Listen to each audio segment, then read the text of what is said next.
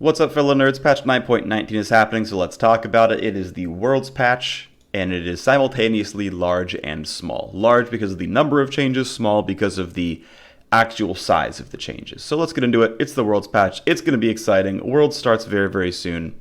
Get hyped. Telling you to get hyped. Alright, so Aatrox basically walks back a small portion of the nerf from the previous patch from 9.18. Keep in mind he's still only heals for 1/4 of his passive damage to minions. That's still a big deal. As far as the Q damage, you can see it's 38% more damage to minions than it was in the previous patch.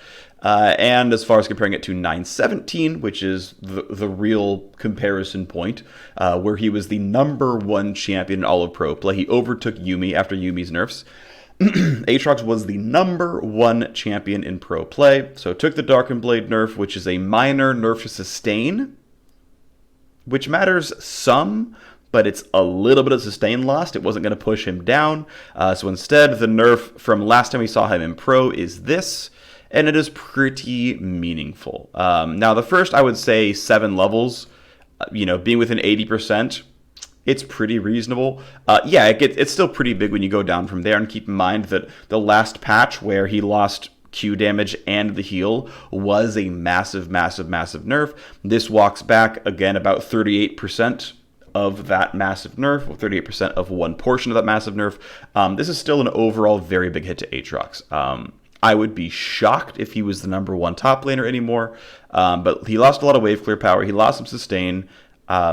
I think with this buff walked back, he will be in pro play, but he is definitely a lot weaker. I would not be shocked if he was gone entirely, but I would be surprised. The differing levels of what I'm expecting, right?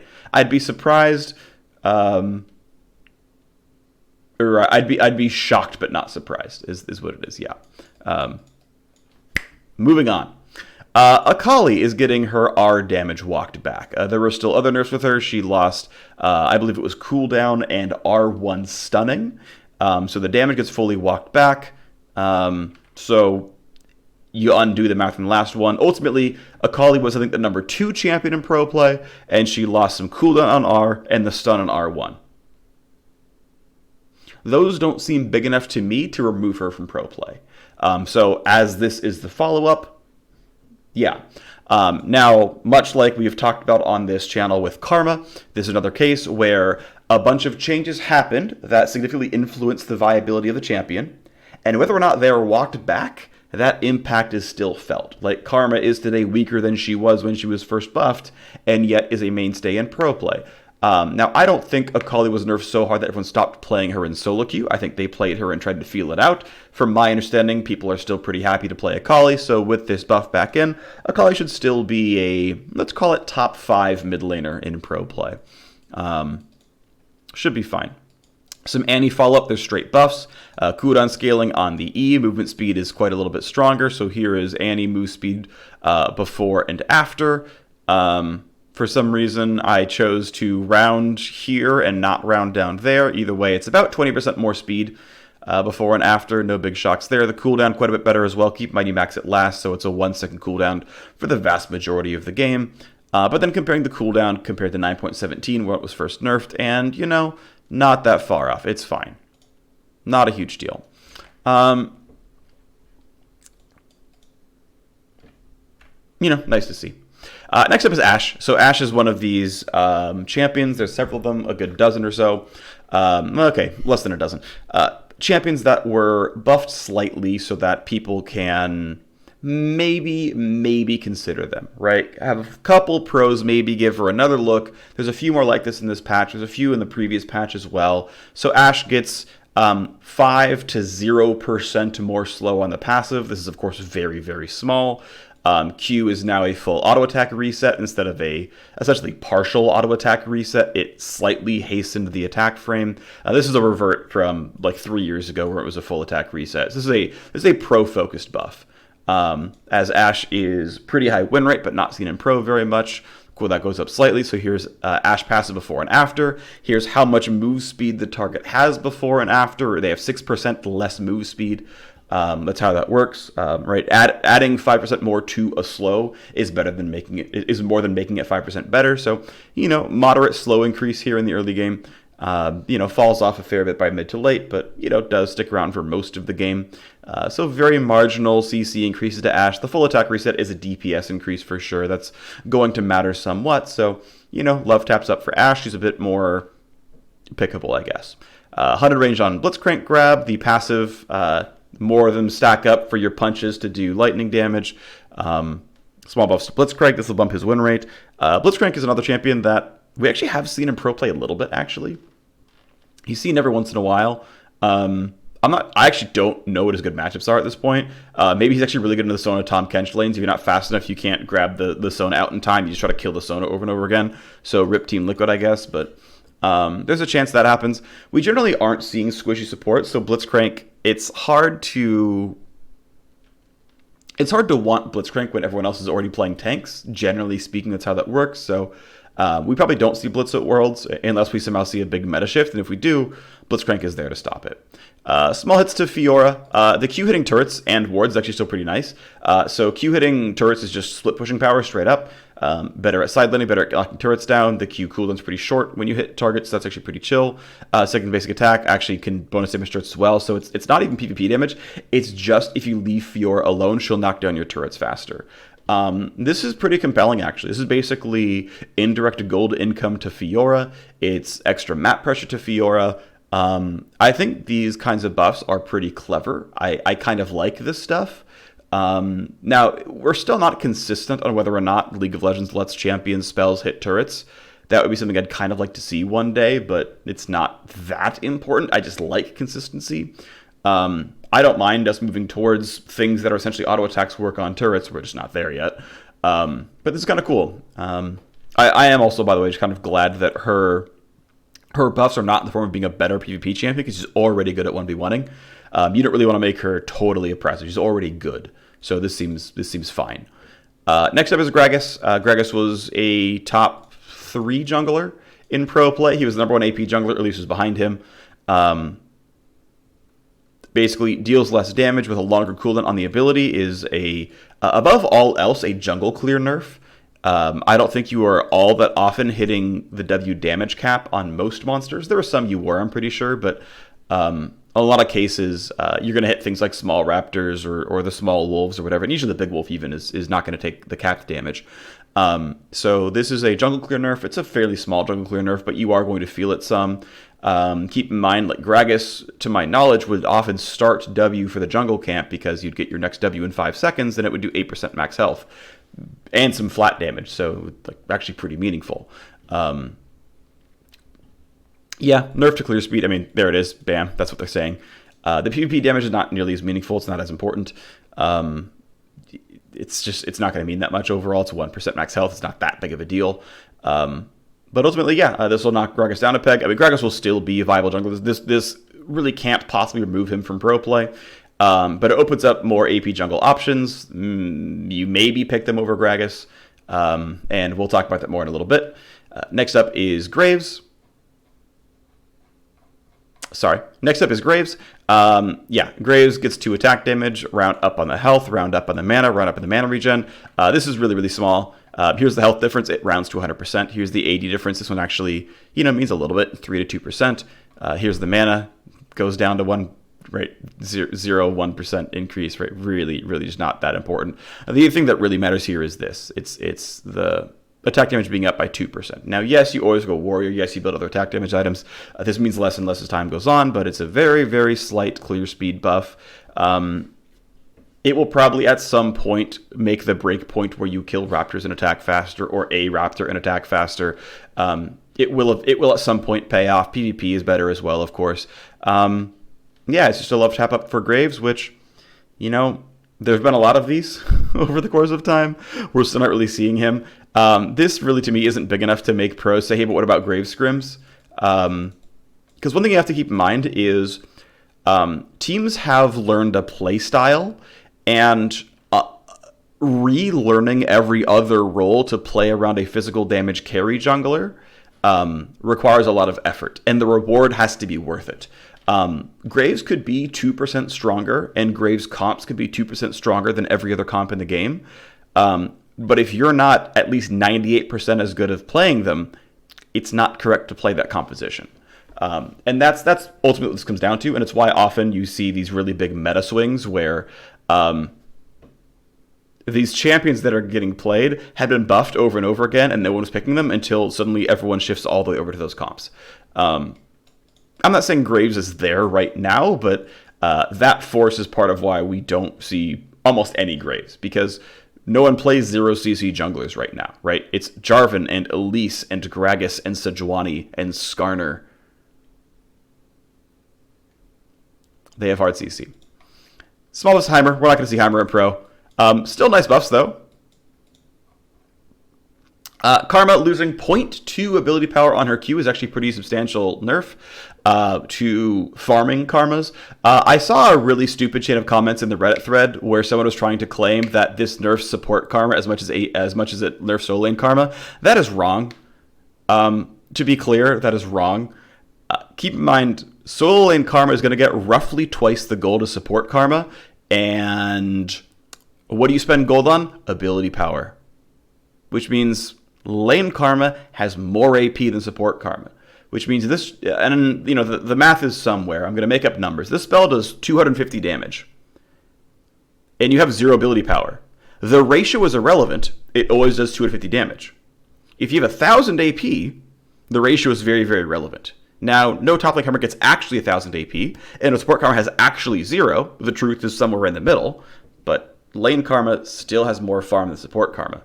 It still has more gold than support Karma. It still has more AP than support Karma. It is relied on for her damage more than support Karma. Wave clear is a thing, by the way. And getting to one-shot a wave as lane Karma is really, really, really, really relevant. That is not an important skill for support Karma. It's nice, but support Karma is great because of the shielding and the lane priority, which, by the way, is not affected by an AP ratio. So keep up, Reddit.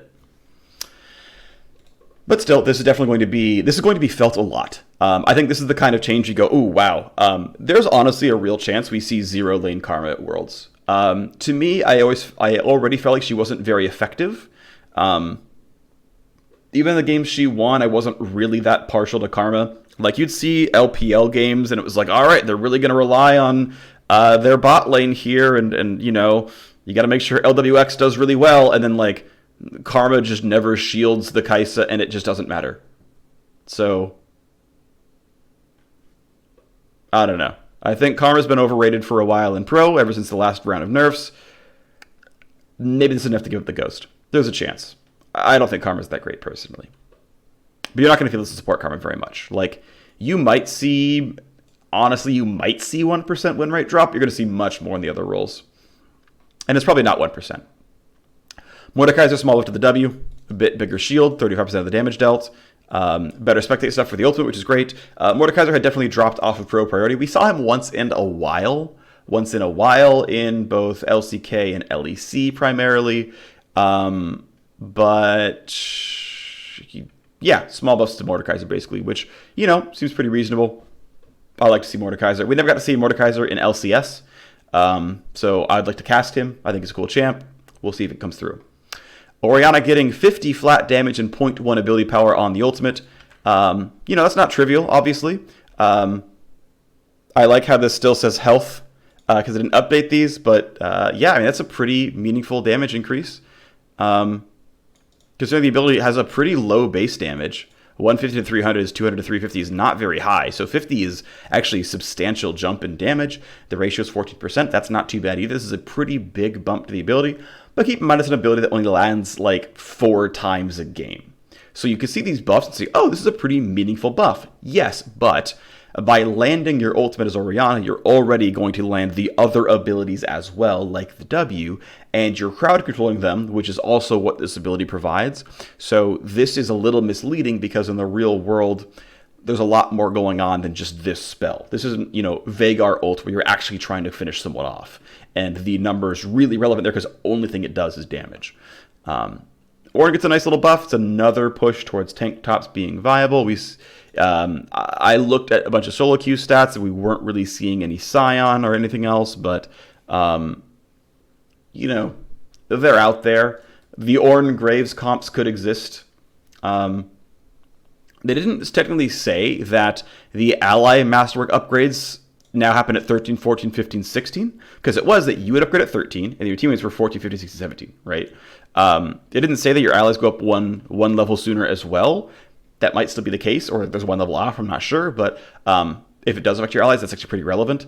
Ornn seems to be a completely fine champion in solo queue. I actually think they've reshaped him quite well to where the champion feels pretty successful to me. Like, I think Ornn is solid. I'm happy to play Ornn when I play solo queue, and he feels good. So that's my take. If pros want to play tank tops, I think Ornn is in there for them.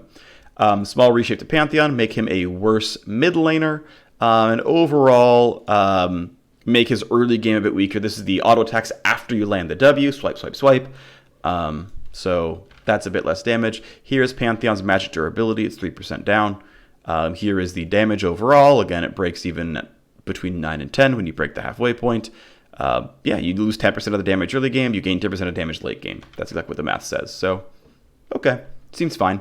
I mean, this will be a small nerf, right? This is gonna hurt Pantheon in AP matchups, which is mostly in mid lane. Not gonna hurt his jungle any. There you are. Rek'Sai gains 3 armor and also has turret damage with the Q. We're adding more auto attack abilities working on turrets. Again, I think that's actually a cool thing. I like that personally. I think it feels good. So now you get more damage on them, which is cool. And again, unburrowed Q, not the Prey Seeker. You're not pelting these things from 1,000 range away. It's the unburrowed Q. And 3 armor. So here's the durability difference, 2% basically against physical damage. Clean 100 armor is always nice. I like that, but you know, it's not that important. Either way, go Rek'Sai.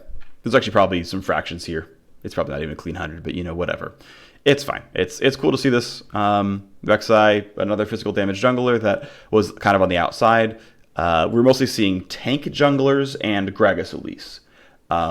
We are going to see Echo come in with the results of those recent buffs. I expect to see Jungle Echo at Worlds as a third AP jungler. Rek'Sai and Graves maybe join the list. We'll see. That's not a guarantee, but who knows. Next up is Riven getting some more follow-up. Ultimately, I think this ends up being a very slight buff. What it is it's a buff compared to the 9.10 changes. Because so the Broken Wings cooldown is 13. It's up by 1 second, but the Valor cooldown is down by 2. So walking somewhat back, I think halfway, the Valor cooldown, so she's a bit more shielding, a bit more mobility, but the offensive damage output is kind of put back where it was. So here's the Q cooldown, 8%. Here's the E cooldown, 14 to 20% lower. There you go. Riven buffs. I would generally consider this buffs. Next up is a pretty substantial damage nerf to Sejuani. At level 7 and then again at 14, she gained extra damage by breaking the ice of her E or her ultimate. That's going to get flattened, so here's the damage difference. It's actually pretty meaningful. Obviously, instead of doing 20% max health, it's 10% max health.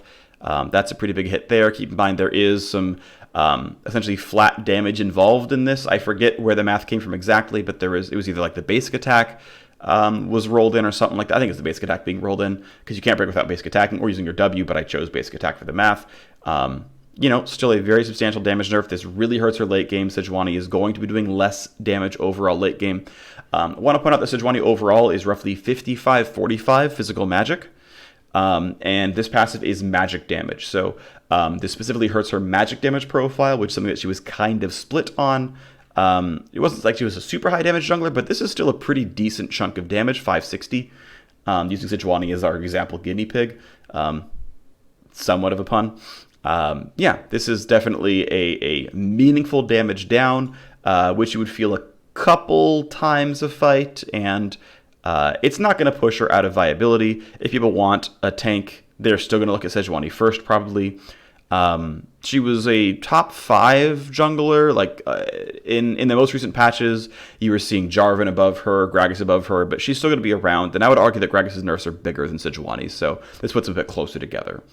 Scion getting 20 flat shield in the W, rolling in his health and everything else. Here's the math. In the real world, he has more health than this, so the percentage buff is even smaller. It's mostly an early game buff. This makes Scion better in the very early game.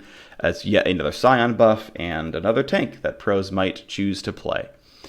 Sylas loses 4 armor and 0.5 armor growth, which is actually a pretty meaningful nerf. 3 to 7% less physical durability, goes only up to 71 armor, is not very high. That definitely really hurts his physical damage matchups. This hurts his jungling. This hurts him into champions like Renekton and Riven and Yasuo and whatnot.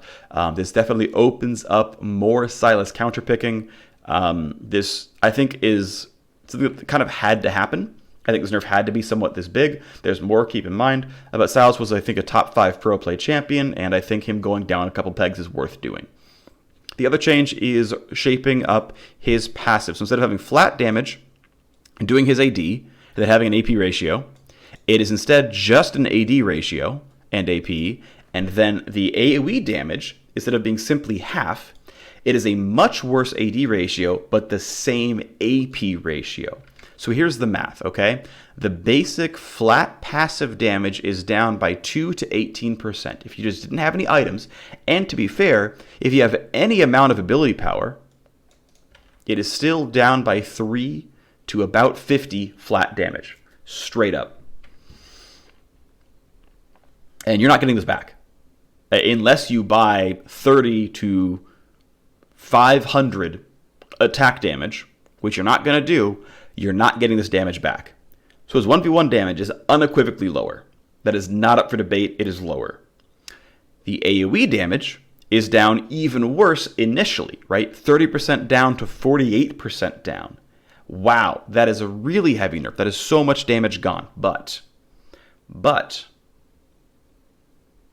the ability power required to catch back up, because the old AP ratio was 50% of 0.2 ability power. Now it's just 0.2 ability power. So the late game wave clear with high ability power gets better, which means you're not getting 106 AP at level 1, obviously, but 400 AP at level 18 is not unreasonable.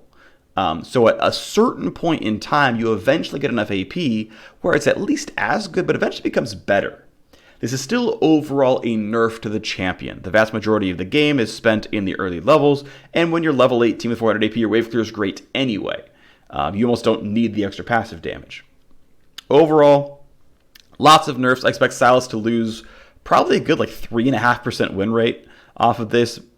This is a pretty big hit for sure. But I think mostly for solo queue, because he's about the same champion in AP matchups, and so when someone else picks Orianna, you can still grab Sylas, and you're not really any worse, just your wave clear slightly, and that's probably fine. Tahm Kench's Gray Health Healing is now scales with level. There's your numbers. It's 40% as good at level 1. It takes till level 12 to catch back up. That's a long time for support Tahm Kench, so it's yet another support Tahm Kench nerf. There were some support Tahm Kench nerfs a while ago. It did lower his pro presence, but he was still a top 4 support. And so here's round 2 of the nerfs to make his laning phase even weaker. I also kind of like it being against the sustain, because then it means that Tahm Kench is weak to poke, but still good against all-in, because it's just the sustain part. Tahm Kench, I think, makes sense as the anti-engage support. He's still got Devour. That's still strong. He should still be pretty good against Rakan shenanigans and Leona shenanigans. But hey, if you can poke him down with Zyra, I like Zyra, my favorite support.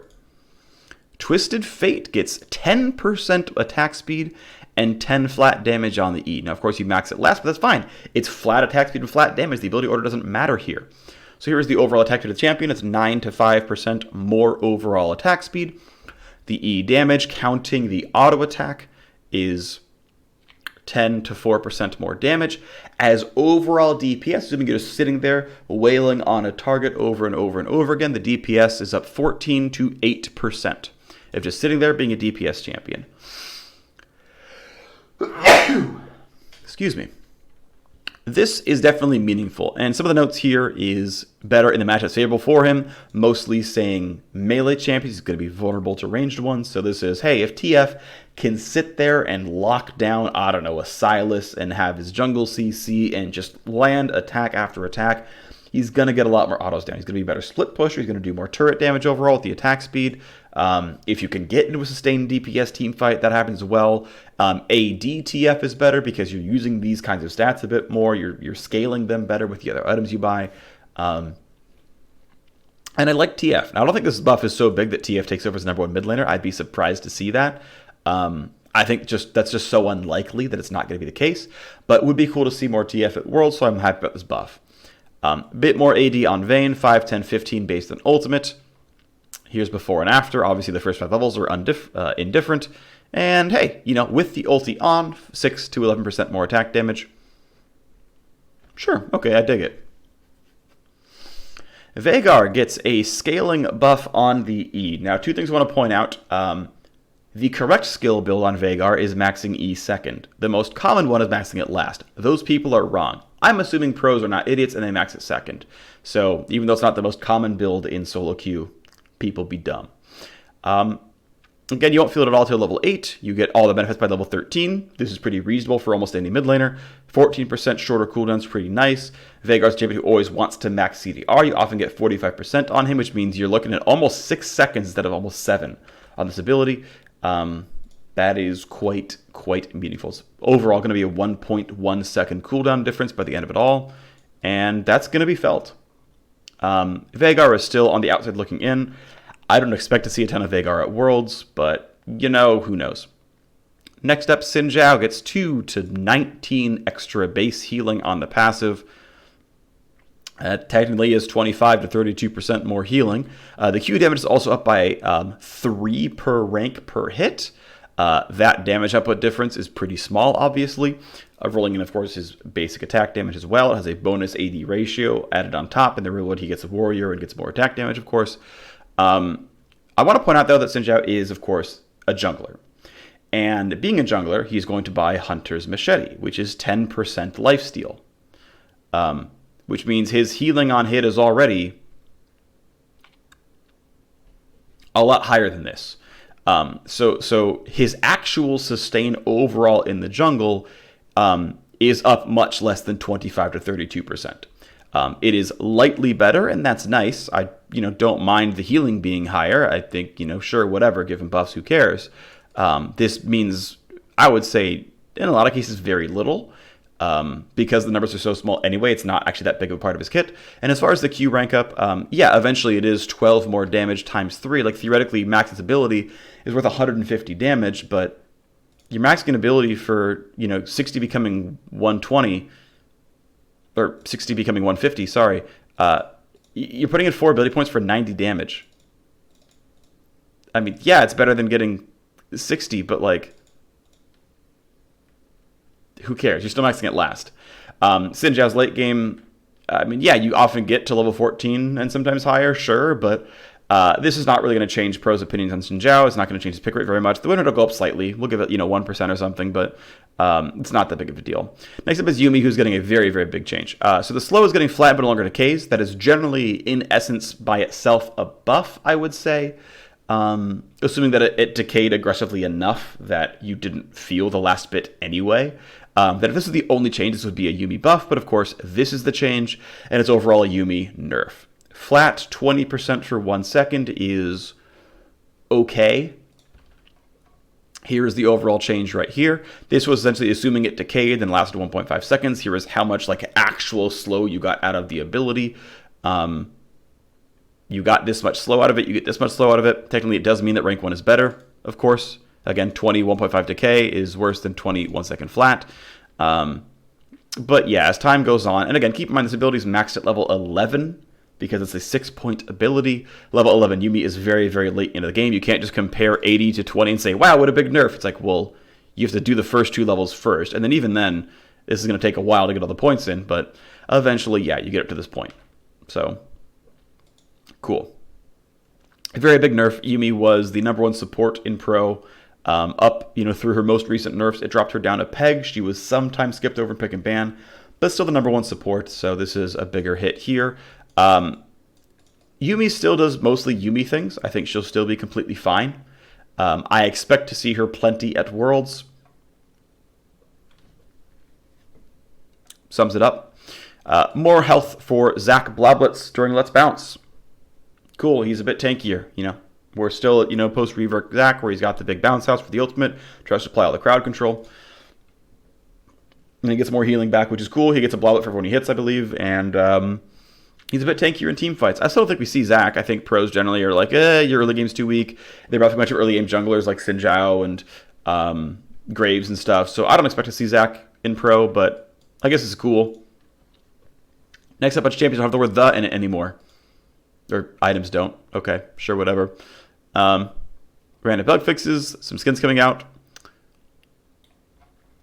All right, time for the non-committal TLDR 9.19. A walk back on the Aatrox nerf is a very big deal. He is definitely going to lose a lot of his pro presence, though. I think he should still be around in Worlds. I would be shocked if he was completely gone. But I wouldn't be terribly surprised, if that makes sense.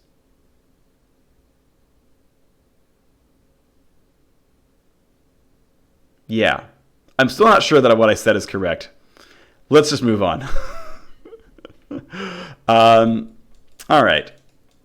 Anyway, Akali is getting her R damage walked back. Now, keep in mind the previous patch also still removed the R1 stunning, and it weakened the R cooldown. That's still going to be the case here, but ultimately those nerfs, the stun and the cooldown nerf, are not enough to remove Akali from pro play, so I think we still expect to see Akali at Worlds. Probably not going to see Annie at Worlds, but hey, more haste for the movement speed, a bit better cooldown on the E. Keep in mind he maxes last, so it's really 15 becomes 14 for the vast majority of the game, which, it's a small buff, but whatever. Still cool to see this. Ashe gets a very minor buff to her slow. This matters up through level, I think, 16. Full auto attack reset on the Q is kind of cool. Slight push to say, hey, maybe you want to play Ashe. Blitzcrank 100 range on the rocket grab, and this extra mark stack up on the ultimate passive. You're ultimately not going to see this champion in Worlds, I don't think. But he's stronger in solo queue, and he's already strong in solo queue, so enjoy your Blitzcrank bans. Fiora Q and E both work on turrets. That's going to be really nice, and I think this is actually the kind of thing that will make us really see some Fiora at Worlds. This is the kind of change, I think, that really does some good work and is going to really turn some heads. So I probably do expect to see some Fiora at Worlds here. Gragas jungle clear nerf, less Ws, and they also do less damage. I think Gragas will still be a top 2 AP jungler. I think we'll still see Gragas. He'll still be around. But a bit less priority on him, and especially with Echo coming in as an AP jungler, I think we'll see quite a bit of him. I think we are definitely going to see a Echo jungle at Worlds this year, and Echo might even be number 1, so Gragas might drop below Elise, and he'll drop below Echo, I think, and that's maybe the tier list, but I think we'll still see Gragas some. Graves, the only change that matters here is the 2 AD. That's actually not trivial amount of attack damage. It'll help us early jungle clear, and we probably won't see Graves at Worlds. Heimerdinger gets 0.05 AP ratio on his turrets and a quarter second on the stun. We're not going to see Heimer at Worlds, but Heimer's a strong champion. Gain some elo and solo queue. Karma 0.2 AP and nerf on the Q is going to be felt a lot in solo lane Karma. I would not be terribly surprised if Karma disappeared from solo lanes at Worlds this year. And honestly, I think it's been a long time coming. I'm not impressed with Karma personally. But this is I think a meaningful change. Mordekaiser gets basically another 1/6 extra shield potential, and a good spectate update for the R, which is good. This is a good thing for us. We'll probably see a little bit of Mordekaiser at Worlds this year, not a lot, but I think we'll see a few games. Orianna gets 50 damage and 0.1 AP on the R, which though the difference in these numbers is quite big. Keep in mind that the Orianna ultimate is really good because of the crowd control and because the other abilities follow up on it. So even though numerically this damage ability by itself is getting better, it is not all you're doing with Orianna R. So in sort of more practical terms, it is still 50 damage to 0.1 AP ratio, but in relative terms, it's not as big as you might think. Still a nice buff. We probably see a little bit of Orianna at Worlds. Speaking of Or champions, Ornn is getting his stuff better. He's getting the upgrade sooner. This might also mean he can upgrade his teammates sooner. That would be a very big buff. I think Ornn's viable. I think he's totally great in solo queue. Encourage you to play him if you want to play a tank up there in the top lane. I think Ornn's a cool bro. Play it if you want. I don't know if we're going to see many tanks at Worlds, but maybe through some of the play-in teams if they think their top lane is going to get kind of exposed. Pantheon, losing 4 magic resist and some weaker early damage to the W for better damage later. This basically weakens Pantheon mid. Rek'Sai 3 armor and the Q works on turrets is pretty nice. There is a chance because early pressure matters and knocking down turret plates early matters, that this kind of change is actually pretty useful. Early game is a very big focus in the pro meta right now. Matters in solo Q2, of course. We might see some Rek'Sai. I think this is actually a meaningful enough buff that we might see some Rek'Sai. Riven losing 1 second cooldown on the Q as recompense, getting 2 seconds back on the Valor. Small buff here. A bit less damage, more survivability. Overall, less cooldowns total.